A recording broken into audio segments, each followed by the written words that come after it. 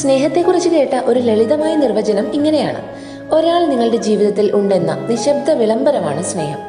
മനുഷ്യരുടെ സങ്കട കാരണങ്ങളെ ആരായുക, അതിന് ലളിതമായ ചില പരിഹാരങ്ങൾ നൽകുക തുടങ്ങിയതൊക്കെ ദൈവത്തിന് മാത്രം സാധ്യമായ കാര്യമല്ല.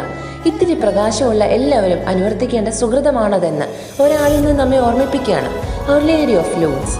ഒരു സിക്ക് ചൈൽഡായിരുന്ന ബർണദീത്തയ്ക്ക് 1858 18ഓളം തവണ പരിശുദ്ധ അമ്മ പ്രത്യക്ഷപ്പെട്ടതിന്റെ ഓർമ്മ ദിനം. ഒരു തവണ പരിശുദ്ധ അമ്മ പ്രത്യക്ഷയായ ഇടത്തിനടുത്ത് തന്നെ ഒരു അത്ഭുത ഉറവ കൂടി ഉണ്ടായി, സൗഖ്യം നൽകുന്ന ജല ഉറവ. പിന്നീട് അവിടെ പള്ളി പണിയാനും പ്രദക്ഷിണങ്ങൾ നടത്താനും തുടങ്ങി, പരിശുദ്ധ അമ്മയുടെ ആഗ്രഹപ്രകാരം.